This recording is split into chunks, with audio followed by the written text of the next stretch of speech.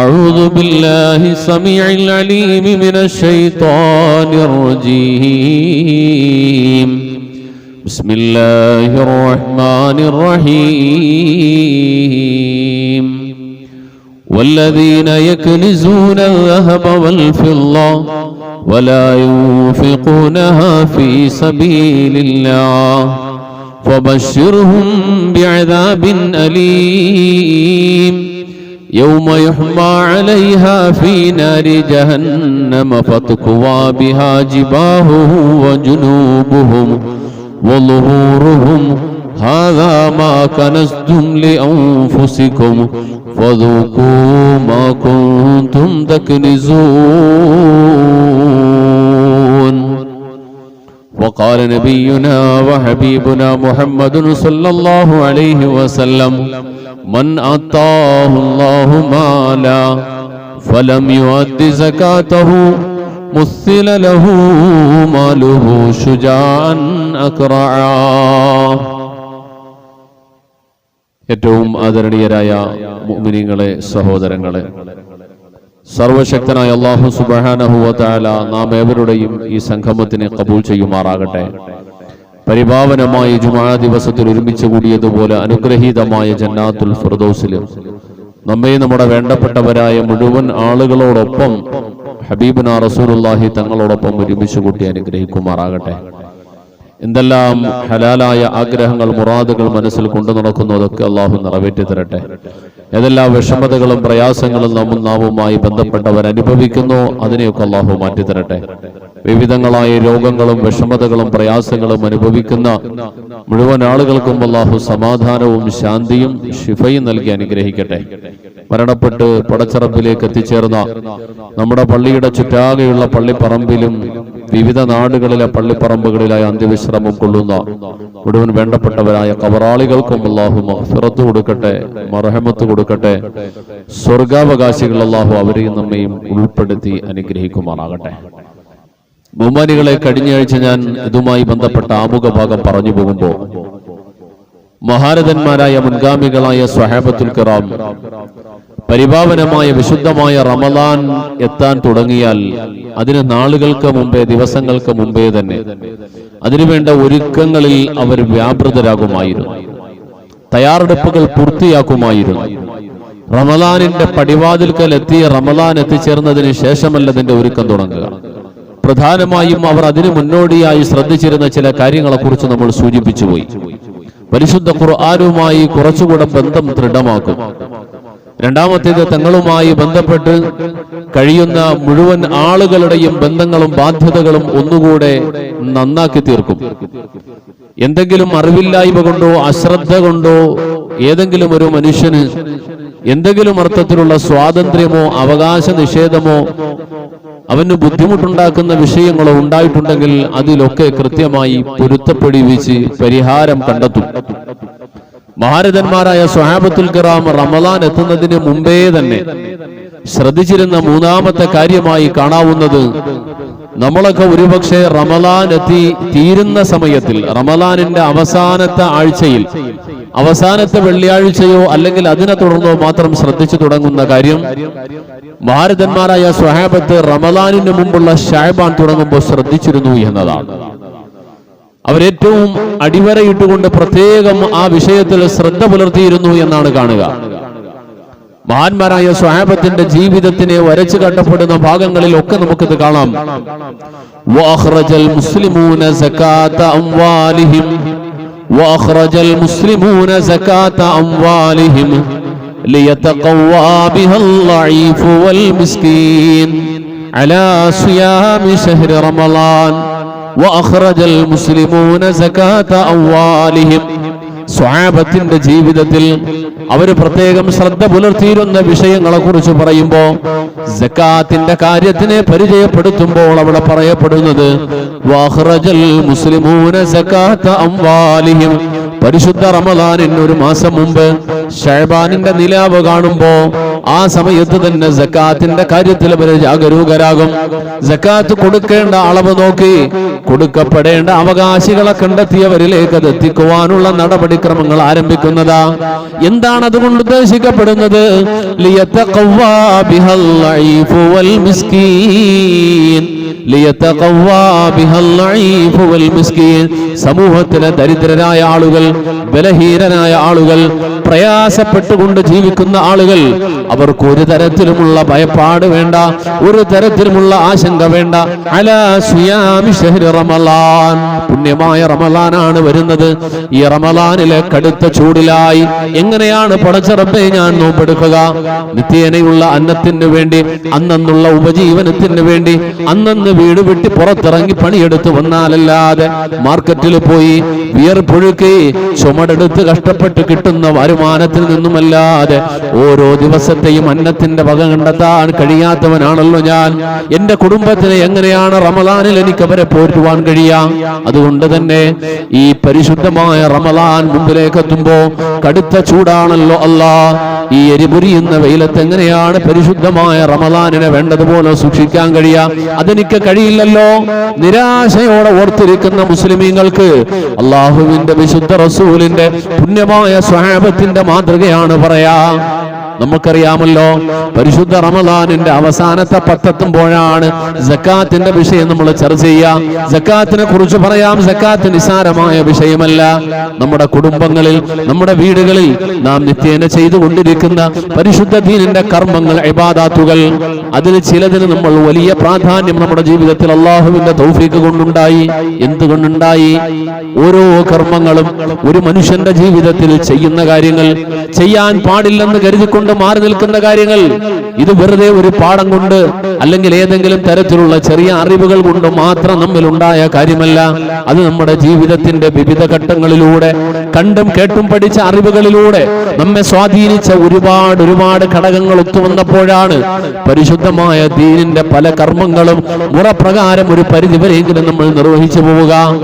നമസ്കാരത്തിന് അറിഞ്ഞുകൊണ്ട് വീഴ്ച വരുത്തുന്ന ഒരാള്, നമസ്കാരത്തിന് മനഃപൂർവ്വം മുടക്കുന്ന ഒരാള്, ആ മനുഷ്യനെ കുറിച്ചുള്ള നമ്മുടെ കാഴ്ചപ്പാട് എന്താണ്?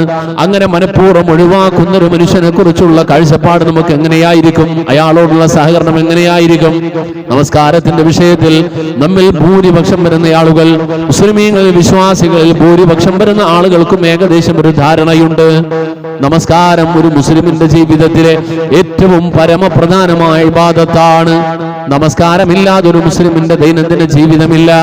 ആ പ്രാധാന്യത്തോടെ നമസ്കാരത്തിന് ഒരു വിശ്വാസി കാണാൻ തുടങ്ങിയത് അവന്റെ കുഞ്ഞു പ്രായം മുതൽ, അവന്റെ കുട്ടിക്കാലം മുതൽ, അവൻ ഓർമ്മ വെച്ച കാലം മുതൽ ബാങ്ക് കേൾക്കുമ്പോ വീട്ടിലെ അനക്കം അടക്കം മാറ്റങ്ങൾ ഒരു കുട്ടിയെ സ്വാധീനിക്കുകയാണ്.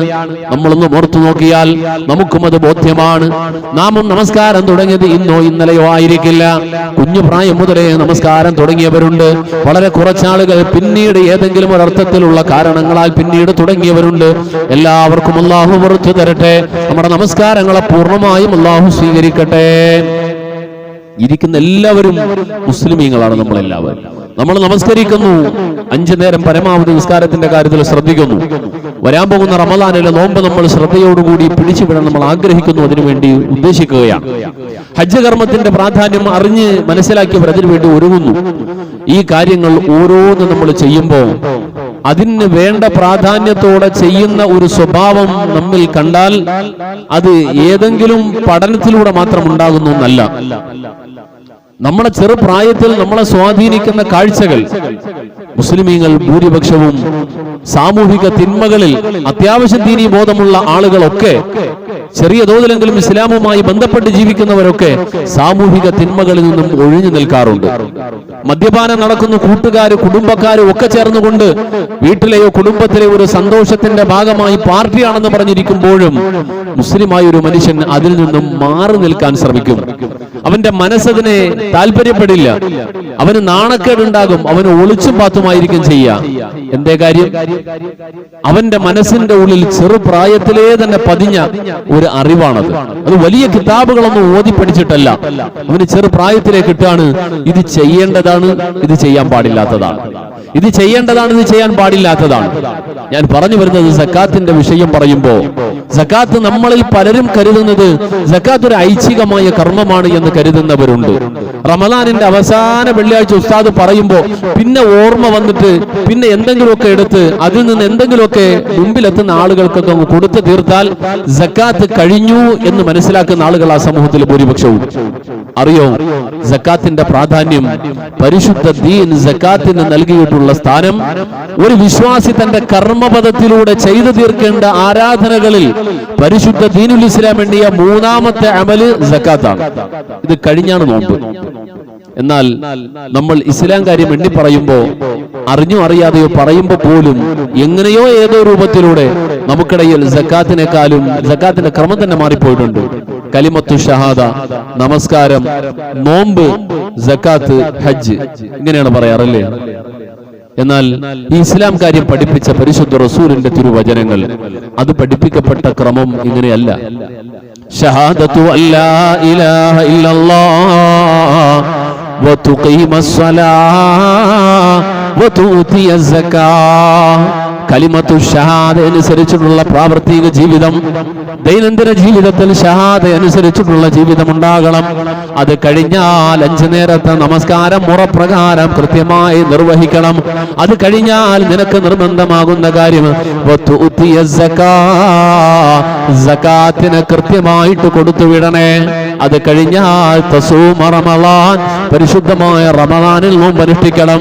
വതഹജ്ജൽ ബൈത, പരിശുദ്ധമായ കഅബാലയത്തിലെത്തിയിട്ട് ഹജ്ജ് കർമ്മം നിർവഹിക്കണം. ഇതാണ് പരിശുദ്ധ ദീൻ പഠിപ്പിച്ച ഇസ്ലാം കാര്യത്തിന്റെ ക്രമം. പരിശുദ്ധ ദീനുൽ ഇസ്ലാമിന്റെ അടിസ്ഥാന പ്രമാണമായ വിശുദ്ധ ഖുർആൻ, ആ പുണ്യമായ ഖുർആൻ 28 സ്ഥലങ്ങളിൽ അഖീമുസ് സ്വലാഹ വആതുസ് സക്കാത്ത്, നമസ്കാരത്തിന്റെ ഗൗരവം അറിയുന്നത് കൊണ്ടാ, അതിന്റെ പ്രാധാന്യം ബോധ്യപ്പെടുന്നത് കൊണ്ടാ ബാങ്ക് കേട്ടപ്പോൾ തന്നെ നമ്മൾ പള്ളിയിലേക്ക് എത്തിയത്.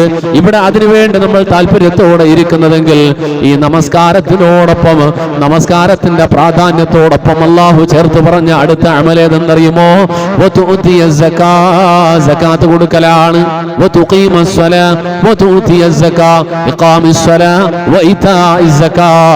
നമസ്കാരത്തിനെയും സകാത്തിനെയും ചേർത്തുകൊണ്ട് പരിശുദ്ധ ഖുർആൻ 28ഓളം സ്ഥലങ്ങളിലാ പറഞ്ഞിട്ടുള്ളത്. 28ഓളം സ്ഥലങ്ങളിൽ വേറൊരു അമലിനെയും ഇതുപോലെ ചേർത്ത് പറഞ്ഞതായിട്ട് നമുക്ക് കാണില്ല.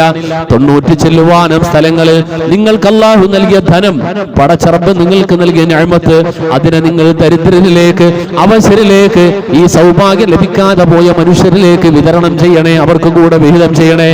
100ഓളം വരുന്ന സ്ഥലങ്ങളിൽ പരിശുദ്ധ ഖുർആൻ പടച്ചറബ് നിങ്ങൾക്ക് നൽകിയ ധനം നിങ്ങൾ വിനിയോഗിച്ചു കൊണ്ടാകണം ജീവിക്കേണ്ടതെന്ന് പറയുമ്പോ ഈ സക്കാത്തിന്റെ പ്രാധാന്യം മുസ്ലിം ഉമ്മത്തിൽ എന്തുകൊണ്ടോ കാണുന്നില്ല, വേണ്ടതുപോലെ കാണുന്നില്ല. സക്കാത്ത് കൊടുക്കുന്നവരാരെന്ന് ചോദിച്ചാൽ ഓരോ ജമാഅത്തുകളിലെത്തിയാൽ ഒരു സ്ഥലത്തിലെന്നല്ല, മുസ്ലിം സമുദായത്തിന്റെ ഭൂരിപക്ഷം വരുന്ന, പ്രത്യേകിച്ച് ഇന്ത്യ പോലെയുള്ള രാജ്യങ്ങളിൽ കഴിയുന്ന നമുക്കിടയിലെ ഭൂരിപക്ഷം വരുന്ന ആളുകൾക്കിടയിലേക്ക് സക്കാത്തിനെ കുറിച്ച് ചോദിച്ചാൽ, നമസ്കാരത്തിനെ കുറിച്ച് ചോദിച്ചാൽ പറയുന്നത് പോലെ മസല പറയാൻ അറിയില്ല. കാരണം അതിനെക്കുറിച്ചുള്ള അറിവില്ല. നോമ്പിനെ കുറിച്ച് പറയുന്നത് പോലെ പറയാൻ കഴിയില്ല. എന്തെന്നാൽ അതിനെക്കുറിച്ചുള്ള ചർച്ചകളില്ല. മതപ്രഭാഷണത്തിന്റെ വിഷയങ്ങളാകട്ടെ, ക്ലാസുകളുടെ വിഷയങ്ങളാകട്ടെ, സക്കാത്ത് പൊതുവിൽ എങ്ങനെ ചർച്ചയ്ക്കെടുക്കപ്പെടാറുള്ള വിഷയമേ അല്ല. സക്കാത്ത് ഏതെങ്കിലും ഒരു മനുഷ്യൻ അല്ലെങ്കിൽ ഏതെങ്കിലും ഒരു സംഘം പ്രത്യേകിച്ച് ഒരു സമയത്തിൽ, ആ സമയത്തിൽ മാത്രം ചർച്ചയ്ക്കെടുത്ത് അപ്പോൾ അവിടെ വരാൻ താല്പര്യമുള്ളവരും മാത്രം കേട്ടുപിടിച്ച് ഒതുക്കപ്പെടുകയാണ്. എന്നാൽ പരിശുദ്ധ ഖുർആൻ സക്കാത്തിന് കൊടുത്ത പരിഗണന ഇങ്ങനെയല്ല. ഇതിൽ മാത്രമല്ല, പല കാര്യത്തിൽ ഇങ്ങനെ തന്നെയാ. പരിശുദ്ധ ഖുർആനും വിശുദ്ധ ദീനും പ്രത്യേകം ഊന്നൽ നൽകി പറഞ്ഞ, വളരെ ഗൗരവത്തോടെ ജാഗ്രതയോടെ നിങ്ങൾ ഓർമ്മിക്കണേ എന്ന് പറഞ്ഞ പല കാര്യങ്ങളും മുസ്ലിം ഉമ്മത്തിന് നിസ്സാരമാ. അതിൽപ്പെട്ടതാ സക്കാത്ത്, അതിൽപ്പെട്ടതാണ് പലിശ, അതിൽപ്പെട്ടതാണ് പലിശ ഇടപാടുകളിൽ ഊന്നിക്കൊണ്ടുള്ള പല ഇടപാടുകൾ. ഇതിനെ പരിശുദ്ധ ഖുർആൻ, അല്ലാഹുവിന്റെ വിശുദ്ധ ദീൻ അതീവ ഗൗരവത്തോടെ ഓർമ്മപ്പെടുത്തിയിട്ടുള്ള വിഷയമാണ്.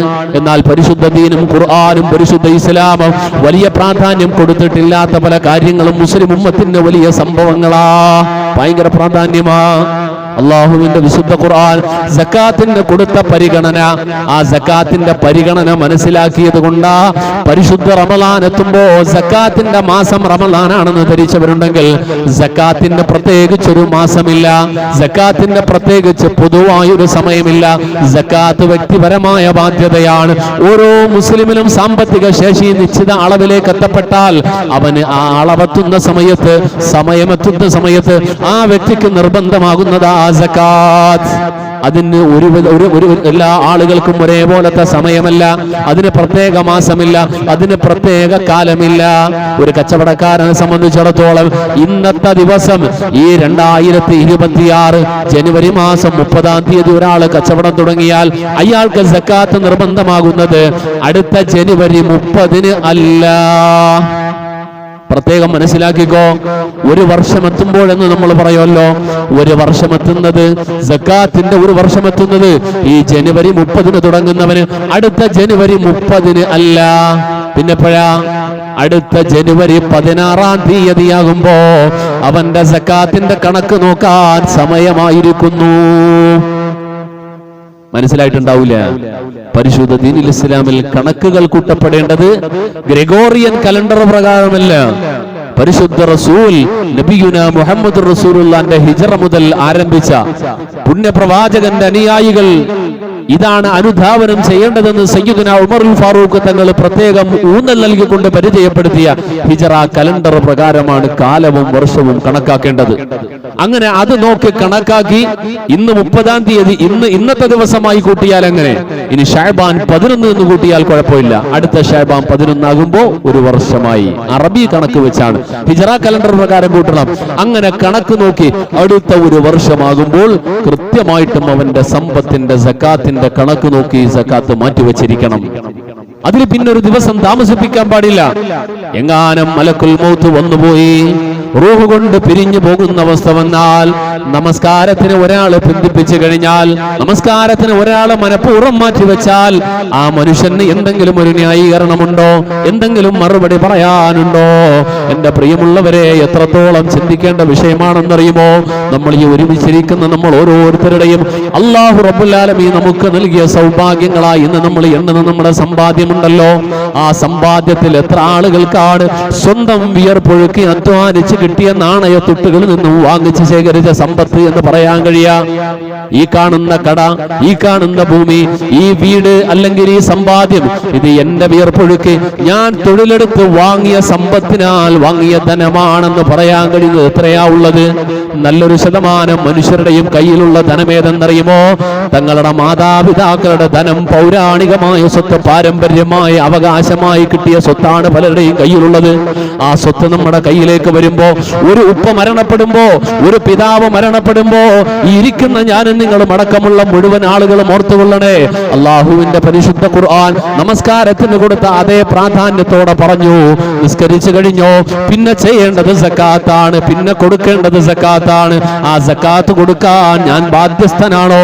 ഞാൻ അതിന്റെ ബാധ്യതയുള്ളവനാണോ? ഇത് സ്വന്തം പഠിക്കണം. യൂസുഫ് അലിയും മുഹമ്മദ് അലിയും മാത്രമല്ല, നമ്മുടെ കൺമുമ്പിലുള്ള കോടീശ്വരൻ മാത്രമല്ല സക്കാത്ത് കൊടുക്കേണ്ടത്.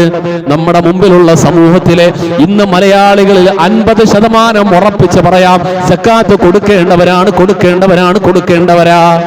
ആ നിലയിലുള്ള സാമ്പത്തിക സുസ്ഥിരത അൽഹംദുലില്ലാഹ് ഇന്ത്യ രാജ്യത്ത് മാന്യമായ സാമ്പത്തിക അഭിവൃദ്ധിയുള്ള ഒരു സംസ്ഥാനം കേരളമാണ്.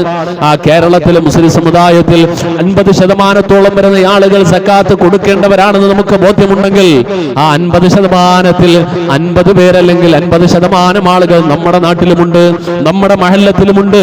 പരിശുദ്ധ റമളാനിലാകട്ടെ അല്ലാത്ത സമയത്തിലാകട്ടെ, നമസ്കാരത്തിന് കൊടുക്കുന്ന പ്രാധാന്യം പോലെ, നോമ്പിന്റെ പ്രാധാന്യം പോലെ സക്കാത്തിന്റെ വിഷയത്തിൽ ചർച്ച ചെയ്യുന്ന എത്ര മനുഷ്യരാ ഉള്ളത്? ഉസ്താദന്മാരോട് ചോദിച്ചു നോക്കിയതിന് എത്ര പേരാണ് സക്കാത്തിന്റെ മസാല ചോദിച്ചു കൊണ്ട് വന്നിട്ടുള്ളത്? ഒരു വർഷത്തെ കണക്ക് ഞാൻ പറയാം. ഈ കഴിഞ്ഞ ഒരു വർഷത്തിനിടയിൽ ഒരു മനുഷ്യനും എന്റെ അടുത്ത് സക്കാത്തിന്റെ മസാല ചോദിച്ചിട്ട് ആരും വന്നിട്ടില്ല. ഉസ്താദേ, എനിക്ക് സക്കാത്ത് കൊടുക്കാൻ എനിക്ക് ബാധ്യതയുണ്ടോ എന്ന് എനിക്കറിയില്ല, എന്റെ സാമ്പത്തിക അവസ്ഥ ഇന്നതാണ്, ഞാൻ സക്കാത്ത് കൊടുക്കേണ്ടവനാണോ ഒന്ന് പറഞ്ഞു തരണം, എന്റെ കണക്ക് ഒന്ന് കൃത്യമായി കണക്ക് കൂട്ടി പറഞ്ഞു തരണം എന്ന് കഴിഞ്ഞ ഒരു വർഷത്തിനിടയിൽ ഒരാളും ചോദിച്ചിട്ടില്ല. അത് ഇവിടെ മാത്രമല്ല, ഒരിടത്തുനിന്നും ചോദിച്ചിട്ടില്ല. ഉസ്താദിനോട് ചോദിച്ചിട്ടുണ്ടോ ചോദിച്ചു നോക്കി, ഇരിക്കുന്ന ആലിമീങ്ങളോട് ആരോടെങ്കിലും ചോദിച്ചു നോക്കി, പള്ളി കമ്മിറ്റിക്കാരോട് ചോദിച്ചു നോക്കി, എത്ര പേര് വന്നിട്ടുണ്ട് ചോദിച്ചിട്ടുണ്ട് എന്ന്. എന്നാൽ ഈ ഇരിക്കുന്ന കൂട്ടത്തിൽ എല്ലാവരും ഇത് ചോദിക്കാൻ അർഹതയില്ലാത്തവരാണെന്ന് തോന്നുന്നുണ്ടോ? ഞാൻ ചോദിക്കേണ്ടവനല്ല, ഞാൻ സക്കാത്ത് കൊടുക്കേണ്ടവനാണോ എന്ന് ചോദിക്കാൻ എനിക്ക് ബാധ്യതയില്ല. കാരണം അങ്ങനെയുള്ള ഒരു ശേഷി എനിക്കില്ല എന്ന് ഉറപ്പുള്ളവരാണോ ഇരിക്കുന്നവര്? അല്ല. നമ്മുടെ സമ്പത്തിന്റെ അവസ്ഥ എന്ത് എന്ന് പടച്ചവനറിയാം. ആരുടെ മുമ്പിലും മറച്ചു വെക്കാം, ടാക്സ് വെട്ടിക്കാം, ഗവൺമെന്റിനെ പറ്റിക്കാം, നാട്ടുകാരെ പറ്റിക്കാം, ആര് എന്താവശ്യപ്പെട്ട് വന്നാലും പഞ്ഞം പറഞ്ഞുകൊണ്ട് കൈമലർത്തി കാണിക്കാം. പടച്ചവനെ പറ്റിക്കാൻ പറ്റൂല. അള്ളാഹുവിന്റെ ഖുർആൻ ചില ആളുകൾക്ക് നാശം എന്ന് പറഞ്ഞിട്ട് പറഞ്ഞു. ചില ആളുകൾക്ക് നാശം. വൈലുൽ മുസല്ലീൻ, നമസ്കരിക്കുന്നവർക്കാണ് നാശം. നിസ്കരിക്കേണ്ടെന്നാണോ? നിസ്കരിക്കുന്നവർക്കാണ് നാശം. എങ്ങനത്തെ നിസ്കാരം ചേർത്ത് പറയുന്നുണ്ട്. വൈലുൽ മുത്തഫിഫീൻ, അളവ് തൂക്കത്തിൽ വെട്ടിപ്പ് നടത്തുന്ന കച്ചവടക്കാർക്ക് നാശമേ. അളവ് തൂക്കത്തിൽ വെട്ടിപ്പ് നടക്കുന്നവർക്ക് നാശമേ. ഇതുപോലെ പരിശുദ്ധ ഖുർആൻ മറ്റൊരു സ്ഥലത്ത് വൈൽ പറഞ്ഞിട്ട് പറഞ്ഞ പദമേതെന്നറിയുമോ? വൈലുൽ മുശ്രിക്കീൻ, മുശ്രിക്കീങ്ങൾക്ക് നാശം. അള്ളാഹുവിനോട് ആരാധനയിൽ പങ്കുചേർക്കുന്ന, സൃഷ്ടാവിനോട് ആരാധന കാര്യത്തിൽ പങ്കുചേർക്കുന്നവരാരോ അവർക്ക് സർവനാശമേ. അവരാരാണെന്നറിയുമോ? അല്ലദീന വൈലുൽ മുശ്രിക്കീൻ അല്ലദീന ലാ യൂതൂന സക്കാത്ത് കൊടുക്കുന്നവരല്ല. അവർ സക്കാത്ത് കൊടുക്കുന്നവരല്ല. ആരെ കുറിച്ചാണ് പറയുന്നതെന്ന് മനസ്സിലായോ? വൈലുൽ മുശ്രിക്കീൻ, മുശ്രിക്കീങ്ങൾക്ക് നാശം. ഈ മുശ്രിക്ക് എന്ന് പറഞ്ഞാൽ ആരാണെന്നറിയോ? മുശ്രിക്ക് എന്ന് പറഞ്ഞാൽ ആരും നമ്മുടെ കൂട്ടത്തിലില്ല. ഈ ഇരിക്കുന്നവരാരും മുശ്രിക്കീങ്ങളല്ല. ഇത് പിന്നെ പറയുന്ന ആരെ കുറിച്ചെന്നറിയോ? മുശ്രിക്ക് എന്നത് നബിയുനാ മുഹമ്മദ് റസൂലുള്ളാഹിന്റെ കാലഘട്ടത്തിൽ പരിശുദ്ധ ദീൻ എന്താണെന്ന് വ്യക്തമാക്കപ്പെട്ടിട്ടും കാര്യമൊക്കെ മനസ്സിലായിട്ടും പിന്നെയും പടച്ചറബിന് അള്ളാഹ് എന്ന് വിളിക്കേണ്ടതിന് പകരം പടച്ചവന് പകരം മറ്റു പലരെയും വിളിച്ച് ആരാധിച്ചുകൊണ്ട് നടന്ന വിശ്വാസികൾ ഒരു വിഭാഗം ആളുകളാണ്. അങ്ങനെയുള്ള ആളുകൾ അവരെവിടെയാണ്? അവരുടെ മരണാന്തരം കാഫറുകൾ എവിടെയാണ് പോകുന്നത്? അവിടെ തന്നെയാണ് മുശ്രിക്കും പോവുക. അവിടെ തന്നെയാണ് അവരുടെ യാത്ര. ഇങ്ങനെയുള്ള ആളുകൾ മുസ്ലിങ്ങളോടൊപ്പം എണ്ണപ്പെട്ടിട്ടില്ല. എന്നിട്ടും അവരെ കുറിച്ച് ഖുർആൻ പറയുന്നത് വൈലുൽ മുശ്രിക്കീൻ, മുശ്രിക്കീങ്ങൾക്ക് നാശം. എന്താണ് അവരുടെ നാശത്തിന്റെ കാരണം? അല്ലദീന ലാ യുതൂന സക്കാ, അവർ സക്കാത്ത് കൊടുക്കുന്നവരല്ല. മുശ്രിക്കിനെന്ത് സക്കാത്ത്? ഇസ്ലാമിക ഹുകൂമത്തിൽ പോലും, ഇസ്ലാമിക ഭരണകൂടത്തിൽ പോലും മുശ്രിക്കിനെ സംബന്ധിച്ചിടത്തോളം അവനിൽ നിന്നും വാങ്ങുന്നത് സക്കാത്തല്ല, പിന്നേതാ ജിസിയാണ് വാങ്ങുക. അവനിൽ നിന്നും പൊതുവായ ഭരണകൂടത്തിന്റെ സഹായങ്ങൾ ലഭിക്കുന്നതിന് അവൻ തിരിച്ചു നൽകേണ്ട നികുതി പോലെയുള്ള പലതുമാണ് അവനിൽ നിന്ന് വാങ്ങുക. സക്കാത്ത് വാങ്ങപ്പെടുന്നത് മുസ്ലിമീങ്ങളിൽ നിന്നുമാണ്. എന്നാൽ പരിശുദ്ധ ഖുർആൻ പറയുന്നു വൈലുൽ മുശ്രിക്കീൻ അല്ലദീന ലാ യൂതൂന സക്കാ, മുശ്രിക്കീങ്ങൾ സക്കാത്ത് കൊടുക്കുന്നവരല്ല, അതുകൊണ്ട് അവർക്ക് നാശമേ. എന്ന് മാത്രമല്ല വഹും ബിൽ ആഖിറതി ഹും കഫിറൂൻ, വരാനിരിക്കുന്ന പരലോകത്തിനെ കുറിച്ച് അവർ സത്യം നിഷേധിച്ചിരിക്കുകയും ചെയ്യുകയാ. ഈ പറഞ്ഞതിന്റെ സാരം എന്താണെന്നറിയോ? ഖുർആൻ ഇവിടെ പറയുന്ന ഊന്നൽ എന്താണെന്നറിയോ? മുശ്രിക്കീങ്ങളോട് പോലും, അവർക്ക് പോലും നാശത്തിന്റെ കാരണങ്ങളിൽ പ്രധാനപ്പെട്ട ഒരു കാരണമായി സക്കാത്ത് കൊടുക്കാത്തതിനെ എണ്ണുകയാണ്.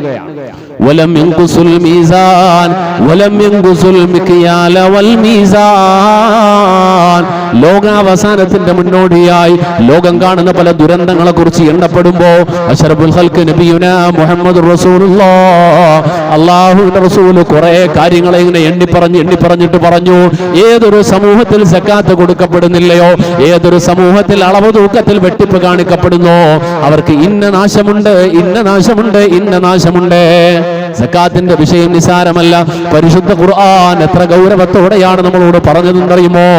ആ സക്കാത്തിന്റെ പ്രാധാന്യം തിരിച്ചറിഞ്ഞത് കൊണ്ടാ മഹാരഥന്മാരായ സ്വഹാബത്ത് നമസ്കാരം കഴിഞ്ഞു, ഇനി സക്കാത്തിന്റെ കാര്യമാണ്. അത് കഴിഞ്ഞാണ് നമ്മൾ നോമ്പിലേക്ക് എത്തുക. പരിശുദ്ധ കലിമത്തു ഷഹാദ കഴിഞ്ഞു, അൽഹംദുലില്ലാഹ് റസൂലിൽ നിന്നത് പഠിക്കാൻ കഴിഞ്ഞു. അത് കഴിഞ്ഞ് റസൂല് പഠിപ്പിച്ചതുപോലെ നിസ്കരിക്കാൻ തുടങ്ങിയിരിക്കുന്നു. ഇത് കഴിഞ്ഞ് ദുനിയാവിൽ ജീവിക്കുമ്പോൾ ആവശ്യമായ ആവശ്യമായ ധനശേഖരണം, ആ ധനത്തിൽ നിന്നും ഒരളവ് സാധുക്കളായ മനുഷ്യരുടെ അവകാശമായി നൽകണം. അത് ആ കാര്യം ശ്രദ്ധിക്കാൻ തുടങ്ങി. അങ്ങനെ അക്കാര്യം ശ്രദ്ധിച്ച് റമദാൻ എത്തുന്നതിന് മുമ്പ് തന്നെ സക്കാത്തിന്റെ കണക്ക് നോക്കി സക്കാത്ത് കൊടുക്കാനുള്ള കണക്ക് നോക്കിയത് മാറ്റിവെക്കുകയാ. എന്തിനാ മാറ്റിവെക്കുന്നത്? അവരതിനുള്ള കാരണം പറയാ, സാധുക്കളായ ആളുകൾ, ബലഹീനരായ ആളുകൾ അലാ സിയാമി ശഹ്രി റമദാൻ, പരിശുദ്ധ റമദാൻ എത്തുമ്പോ പട്ടിണിയായി പോകും. അതുകൊണ്ട് പണിയെടുത്തേ പറ്റൂ. അങ്ങനെ പണിയെടുക്കാൻ പോയാൽ നോമ്പ് പിടിക്കാൻ കഴിയില്ല, തളർന്നു പോകും, വിയർത്ത് കുളിച്ച് തളർന്നു പോകും. അതുകൊണ്ട് നോമ്പെടുക്കാൻ കഴിയില്ല. നിസ്സഹായനായി നോമ്പ് വിട്ടുപോകുന്ന മനുഷ്യരുണ്ടോ? അവരെ സംബന്ധിച്ചിടത്തോളം അവർക്ക് കിട്ടേണ്ട സക്കാത്തിന്റെ അവകാശമുള്ളൊരു നാട്ടിലാണ് അങ്ങനെ ഒരാൾ നോമ്പ് വിട്ട് കഴിയുന്നതെങ്കിൽ ആ നാട്ടിൽ സക്കാത്ത് കൊടുക്കേണ്ട സമ്പന്നരായ ആളുകൾ അറിഞ്ഞോ? ആ മനുഷ്യൻ വിട്ട നോമ്പിന്റെ പാപം ആരിലേക്ക് വന്നു ചേരുമെന്നറിയോ? ഈ സക്കാത്ത് കയ്യിൽ വെച്ചിട്ട് കൊടുക്കാത്തവരിലേക്ക് വന്നു ചേരുമെന്ന് നമ്മൾ തിരിച്ചറിഞ്ഞോ? അല്ലാഹു ആകട്ടെ. റമദാന്റെ അവസാനത്തെ 10 റമദാനിന് പ്രതിഫലമുണ്ട്. അറിയാത്തവരാണോ സഹാബത്ത്? പരിശുദ്ധ മക്കയും മദീനയുമാണ് മരണപ്പെടാൻ ഏറ്റവും നല്ല സ്ഥലം. അറിയാത്ത സഹാബത്താണോ അവർ? എന്നിട്ടും അവർ യാത്ര ചെയ്തു പോയി. മക്കയും മദീനയും വിട്ട് ലോകത്തിന്റെ നാനാഭാഗങ്ങളിൽ പോയി അവർ ഖബറടങ്ങിയിരിക്കുകയാണ്. ദീനിന്റെ പ്രബോധനാർത്ഥം പോയി. ഇതുപോലെ സ്വഹാബത്തിന് അറിയാം, റമദാൻ ഒന്നിന് 70, 700, 7000 ഇരട്ടി പ്രതിഫലമുണ്ട്. റമദാനിന്റെ 10കളിൽ ഏറ്റവും ശ്രേഷ്ഠമായ ലൈലത്തുൽ ഖദറിന്റെ രാവുണ്ട്. ഇത് നമ്മെക്കാരും അറിയുന്നവരല്ലേ സ്വഹാബത്ത്. എന്നിട്ടും ആ സ്വഹാബത്ത് സക്കാത്തിന്റെ കാര്യം വരുമ്പോൾ അവർ സക്കാത്ത് കണക്ക് നോട്ടിയത് ഓരോരുത്തരും അവനവന്റെ ശരീരത്തിന്റെ മേൽ, അവനവന്റെ സമ്പത്തിന്റെ മേൽ ഓരോരുത്തർക്ക് സക്കാത്തിന്റെ സമയം എപ്പോഴാകുന്നു അപ്പോ കൊടുക്കാൻ തുടങ്ങും. അതാണ് അവരുടെ കണക്ക്. പ്രത്യേകിച്ച് റമദാനിന് മുമ്പ് അല്ലെങ്കിൽ റമദാനിലോ റമദാനിന് തൊട്ട് മുമ്പോ സക്കാത്തിന്റെ സമയമാകുന്ന ആളുകളാണെങ്കിൽ അവർ റമദാൻ എത്താൻ കാത്തു നിൽക്കൂല. നേരത്തെ കൊടുക്കാൻ, താമസിപ്പിക്കാൻ പാടില്ല. അവർ റമദാൻ എത്താൻ കാത്തു നിൽക്കൂല. ഒരാളുടെ ഒരു പക്ഷെ റമദാൻ 20-നാണ് സക്കാത്ത് നിർബന്ധമാകുക. അപ്പൊ അവർ ആലോചിച്ചു, റമദാൻ 20 വരെ ഞാൻ കാത്തു വെക്കുന്നതിനേക്കാളും ഒരു 20 ദിവസം നേരത്തെ കൊടുത്തേക്കാം. അങ്ങനെ കിട്ടുമ്പോ ആ സാധുവായ മനുഷ്യൻ എത്ര വലിയ ആശ്വാസമാണ്. സക്കാത്ത് കൺമുമ്പിലേക്ക് വന്ന് കൈനീട്ടി പാത്രവും പിടിച്ചുകൊണ്ട് നിൽക്കുന്നവന് കൊടുക്കുന്നതല്ല സക്കാത്ത്. സമ്പന്നനായ മനുഷ്യൻ തന്റെ സമ്പത്തിന്റെ അളവ് കണക്ക് നോക്കി അതിൽ നിന്ന് സക്കാത്തിന്റെ വിഹിതം മാറ്റിവെച്ച് സക്കാത്തിന്റെ അവകാശികൾ ആരാണെന്ന് കണ്ടെത്തി അവരുടെ അടുക്കലേക്ക് പോയി അവന്റെ കൈവെള്ളയിലേക്ക് കൊടുക്കുന്നതാണ് സക്കാത്ത്. അവരുടെ മുമ്പിലേക്ക് എത്തിച്ചു കൊടുക്കലാണ് സക്കാത്ത്. അങ്ങനെ കിട്ടുമ്പോഴാണ് അവൻ എന്തെന്നില്ലാത്തൊരു ആശ്വാസം. പടച്ച റബ്ബേ, അൽഹംദുലില്ലാ അൽഹംദുലില്ലാ ലക്കൽ ഹംദു യാ അല്ലാഹ്. ഒരു പ്രതീക്ഷയുമില്ലായിരുന്നു. എങ്ങനെ റമദാൻ കഴിഞ്ഞു പോകുമെന്നറിയാത്ത കൺഫ്യൂഷനിലായിരുന്നു ആ സമയത്ത്. അൽഹംദുലില്ലാ, ഇനി ഈ റമദാന്റെ ഈ വെയിലും ഈ ചൂടും ഒന്നും പരിഗണിക്കണ്ട, വീട്ടിലിരുന്നാലും റമദാന്റെ നോമ്പ് എനിക്ക് പിടിക്കാൻ കഴിയുമല്ലോ. നേരത്തെ ആ കാര്യം അവർ ശ്രദ്ധിക്കുന്നു. ഇത് സ്വഹാബത്തിന്റെ രീതിയായിരുന്നുവെങ്കിൽ ഈ സക്കാത്തിന്റെ സമൂഹത്തിൽ ഇന്ന് നമ്മുടെ സമൂഹത്തിനിടയിൽ എത്ര പ്രാധാന്യം നമ്മൾ കൊടുത്തിട്ടുണ്ട്. ഞാൻ പറഞ്ഞല്ലോ, നമസ്കാരത്തിന് എത്ര പ്രാധാന്യമുണ്ട് എന്ന് നമുക്കറിയാം. അതെങ്ങനെയുണ്ടായത്? എങ്ങനെയുണ്ടായി? ചെറുപ്രായത്തിലെ നമ്മൾ കാണുകയാണ്. ബാങ്ക് കേട്ട അപ്പോ തന്നെ ഉപ്പ മക്കളെ വിളിക്കും, മോനെ എഴുന്നേക്ക്, മോളെ എഴുന്നേക്ക്, നമസ്കരിക്കാൻ സമയമായി, വേഗം ഉളൂ ചെയ്യും, നമസ്കരിക്കൂ. കുടുംബത്തിനെ തട്ടിയുണർത്തും, മക്കളെ തട്ടിയുണർത്തും, കൂട്ടത്തിൽ പള്ളിയിലേക്ക് വിളിച്ചോണ്ടുവരും. എന്നാൽ ആ കുട്ടി കാണുന്നില്ല തന്റെ വാപ്പ കോടീശ്വരനാണ്, തന്റെ പിതാവ് കോടീശ്വരനാണ്, സഹോദരൻ കോടീശ്വരനാണ്. ഒരിക്കൽ പോലും ആ ഉപ്പ കണക്ക് നോക്കിയിട്ട് മോനെ അല്ലെങ്കിൽ ഭാര്യയോട് ചോദിക്കുക, എടി നമ്മുടെ സക്കാത്ത് ഈ വർഷം ഞാൻ സക്കാത്ത് കൊടുക്കണമല്ലോ, നമ്മുടെ സക്കാത്ത് ഈ വർഷം ആർക്കാ കൊടുക്കേണ്ടത് എന്ന കാര്യം, സക്കാത്ത് കൊടുക്കേണ്ടത് ആരാണ് എന്ന കാര്യം പറയപ്പെടുന്നത് അല്ലെങ്കിൽ അന്വേഷിക്കുന്ന കാര്യം മക്കൾ ഉപ്പയിൽ നിന്നും കാണുന്നില്ല. വാപ്പ അങ്ങനെ ചെയ്യുന്നത് കാണുന്നില്ല. പലതും നമ്മൾ അങ്ങനെ കണ്ടാ പഠിച്ചേ. എല്ലാവരും മദ്യം കുടിക്കുമ്പോ, എല്ലാവരും മദ്യപിക്കുമ്പോ കുടുംബക്കാരാണെങ്കിൽ പോലും ആ പരിസരത്തേക്ക് പോണ്ട എന്ന് പറഞ്ഞുകൊണ്ട് അതിനെ വിരോധിച്ചുകൊണ്ട് മകനെയും പിടിച്ചുകൊണ്ട് മാറിപ്പോകുന്ന ഉപ്പ, പലിശയുടെ ഇടപാടിൽ ഒരിക്കലും ബന്ധപ്പെടരുതെന്ന് കണിശത കാണിക്കുന്ന ഉപ്പ, ആ ഉപ്പയിൽ നിന്നും മക്കൾ ഒരുപാട് പഠിക്കുന്നുണ്ട്, മുതിർന്നവരിൽ നിന്നും ഒരുപാട് പഠിക്കുന്നുണ്ട്. ഇതുപോലൊരു കാര്യം പഠിക്കാൻ കുടുംബത്തിൽ സക്കാത്തിന്റെ ചർച്ചയില്ല. എന്തേ കാര്യം? സക്കാത്ത് നമുക്ക് സുന്നത്തായി പോയി. പരിശുദ്ധ ഇസ്ലാമിൽ ഏറ്റവും പ്രധാനപ്പെട്ട ഫർളുമാണ്. ഒരാൾ സക്കാത്ത് കൊടുക്കാതെ മരണപ്പെട്ടു പോയാൽ അവന്റെ ഹാൽ എന്തായിരിക്കുമെന്നറിയോ? ഒരുപാട് മാതാപിതാക്കളുടെ സ്വത്ത് കയ്യിൽ വെച്ച് ആസ്വദിക്കുന്നവരാ നമ്മൾ. ആ മാതാപിതാക്കളോട് ഇന്ന് നമ്മൾ ചെയ്ത